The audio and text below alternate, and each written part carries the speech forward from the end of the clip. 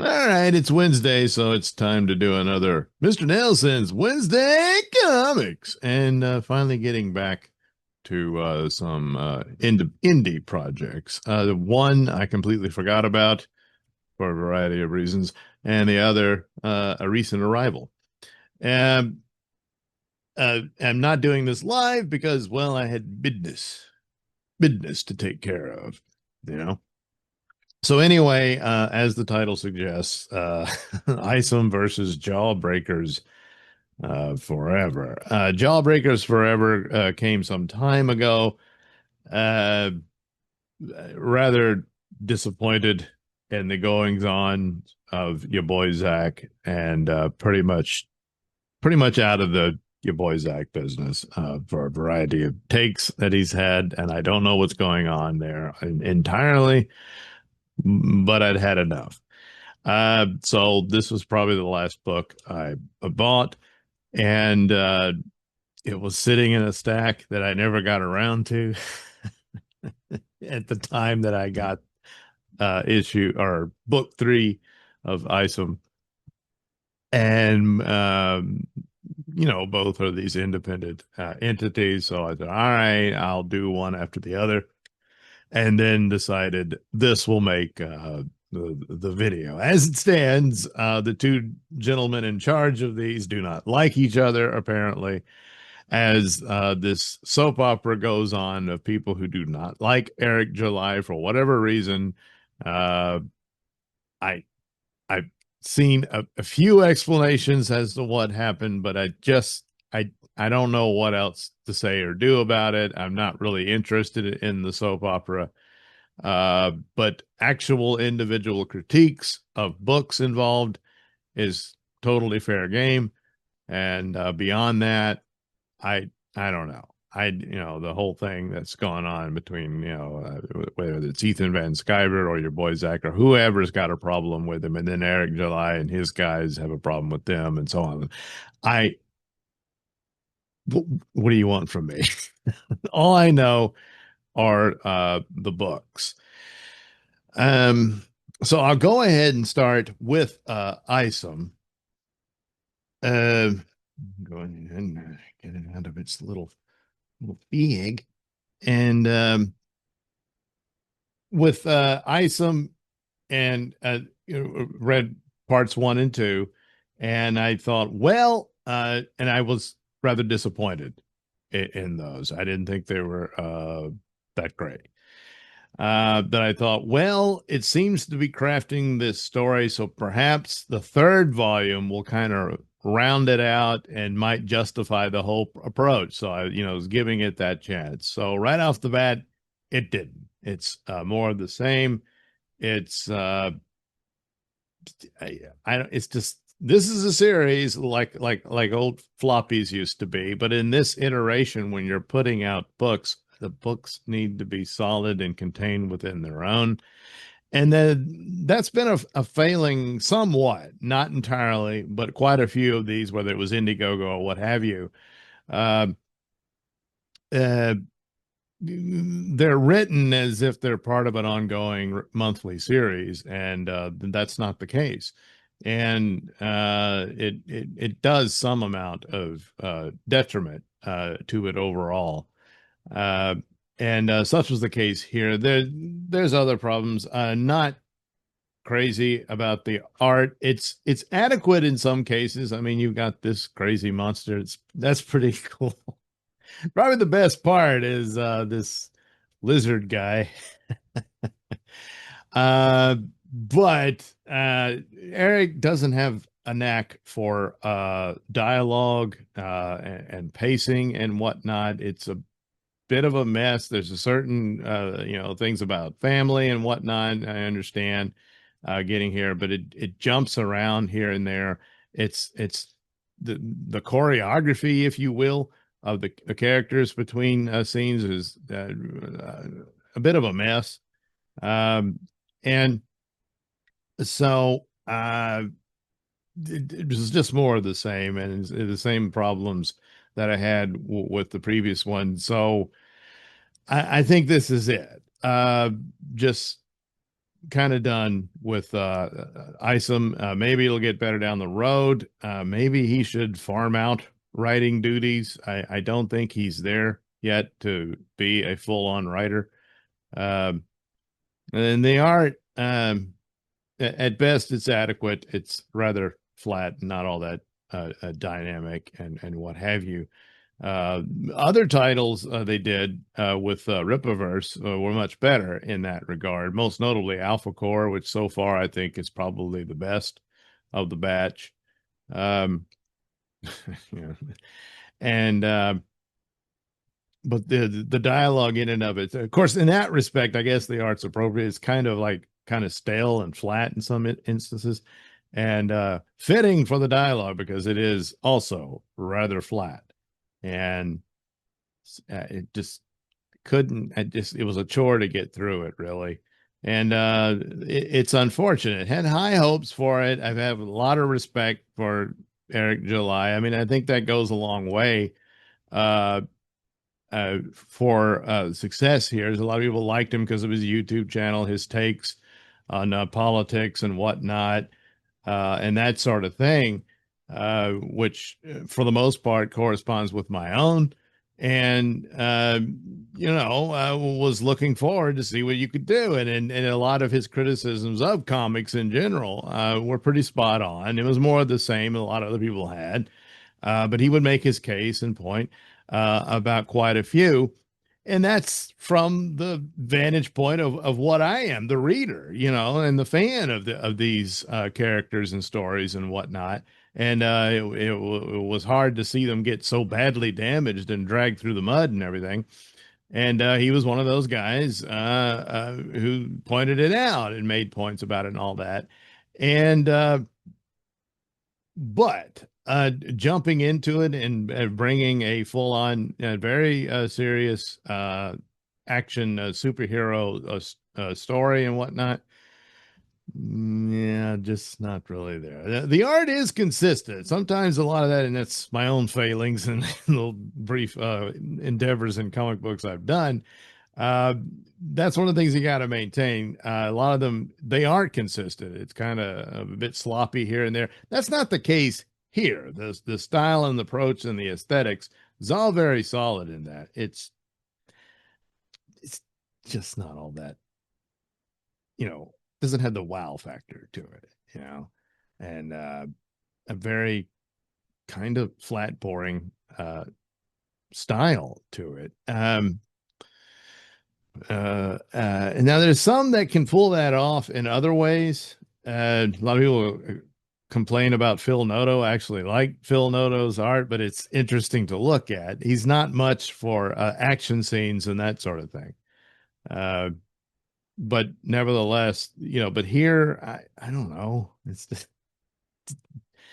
but this is the guy. Had the story been more compelling and really solid and a full-on narrative, it came across. I mean, initially it's like, oh, he's a superhero coming out of a retirement. His family is being threatened, and well, that's a pretty solid narrative you could pursue. In really one book, you're done, and then you could set it up. He's back in action, and maybe some other threat comes along, and he can even leave teases as about what it could be, which he's done. There's a thing about his past, and there's a monster or a villain or whatever he's got to face off, and that sort of thing in a future book. But it's just not orchestrated well and not delivered well. And I really don't want to be saying this, but what am I supposed to do? Lie? I'm disappointed. I'm disappointed in it, and can't really see myself buying the fourth volume. May hear differently, may see other reviews, and they'll convince me, boy, it's really taken off this time around and that sort of thing. Some of the other titles might have it. The one I haven't checked out is The Horseman. Haven't done that. Yaira was okay, I guess. But Alpha Core seems to be the best of the batch. It's not the most spectacular thing in the world, but it just flows better. It's, within its narrative and whatnot. It's a more functional comic book. Whereas Isom, not so much. So, and from 1 to 3, not really seeing any progression or a development here that says, well, baby steps, learn some things, and that sort of. I'm not really seeing any of that here either. So, but to each their own. Others might have been blown away by it, and that's these things happen, and that could be very well be the case. But for me, not so much. So there you go. So, by a staggering coincidence, I will do the review for Jawbreakers forever. Well, if I can get the thing open, we'll do this. There we go. Poster of the cute chick from it. Right off the bat, the art is spectacular and dynamic. So Jawbreakers wins that round. The dialogue, which was not compared to what Eric July is doing, is far superior. It's far. Here, sorry about that. Is superior. There's some amount of, there's a couple of chuckles here and there. Very much inspired, I think, by 80s action movies type genre and approach to it. So already just between the two, Jawbreakers is going to win this. That's just the way it is. And that being said, it's a bit of a mess. Most of it is this tour of what he's doing, that reality's being changed. You've got these godlike entities in here coming from previous volumes and stories where you had God King and all that. Here you get a tour. Well, look, it's John Carter of Mars. Doesn't really say it is, but come on, that's who it is. He goes along, meets some other characters. I do remember that where he talked about wanting to do books on characters that go into the public domain and was interested in that. And sure, that's a cool idea and stuff like that. But I don't entirely know all of what seems to have really wrecked Richard C. Meyer's take on things. I never liked his takes on movies. I thought they were really awful in television shows. It was curious and odd because some of the points he would make that were spot on about character development and plot and what have you, and just beyond just woke stuff, presentation of comics and whatnot. And yet very similar. They're two different mediums, but very similar in movies and television shows. And yet he was sitting there praising it like it was great. And I was like, I seem to recall he liked the HBO Watchmen. How do you get there? Very little explanation. It's really good.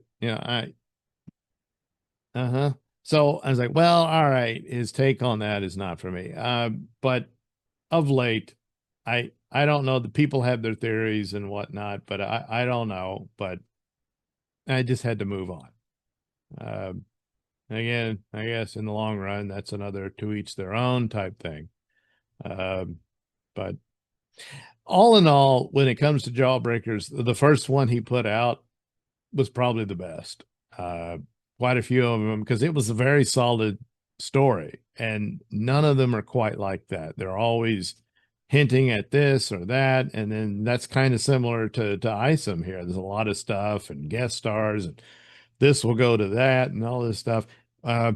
You can still do that. You can still develop your build your world and all that sort of thing. But you got to have the story contained within here. I mean, look, it's well, Isom's a little thicker, but still, this is a book, and then, there's still a menace on the horizon or whatever they lead to. And it gets there and it suggests some of that here, but there wasn't much for here, for this story. And so disappointment there. There's original Daredevil. He shows up too. Public domain. You can do that. All that type of stuff. My guess is this is, and perhaps he's done since. I don't know. I don't know what latest projects he's put out because I pretty much him out. Uh, but I guess the idea was, especially in this, because he killed off a bunch of his characters. So here is a multiverse shenanigans to at least get another version of them back and stuff like that. Perhaps that's where it's going. And, sure, why not? I don't hold it against them. The comic books have done that for a very long time. It's in overuse at the moment. The movies are getting into it. But nevertheless, fine, whatever. But it's just not contained enough, and it's just being tossed around. So this is basically a tour guide of some of that, and maybe it'll get resolved later. I don't know. It's a lot of ideas tossed around, and more than actual story. So, but up against one another, Jawbreakers is the better of the two. Just artwork, some pacing, and some of the dialogue is a little more entertaining. Just sort of that, a sort of 80s camp, if you will, action movie type dialogue and stuff like that, which is fitting for Jawbreakers and all of that. Whereas Isom is rather flat and stale. Yeah. So I guess Jawbreakers for the win, but neither one will I probably check in on anytime soon. So it's a sad thing. However, other Rippaverse titles probably will look into, but yeah. So, and that's a whole other story. It's unfortunate, but it's one of those. If you know, you know. So there you go. Isom versus Jawbreakers. So that's it for this round of Mr. Nailsin's Wednesday Comics. I'm bound to read something for next week. Yeah. But in the meantime, there'll be Sunday Comics. I'll be doing that. More than likely live. And I think I'm going to read Captain Atom. So check that out this Sunday. And the rest of the stuff I do, Nailsin ratings. I got a couple of videos already in the hopper about the Constantine movie and the Vision show. Something else I forget. Oh, so yeah, well, I think I already put that one out. It's a couple of Superman videos. Anyway, those will be out and about. And then, of course, there's the podcast, Mr. Nailsin Show on Radio Misfits or wherever you get your podcast. Oh, yeah. Yeah. So there you go, and have a good rest of your day. Oh.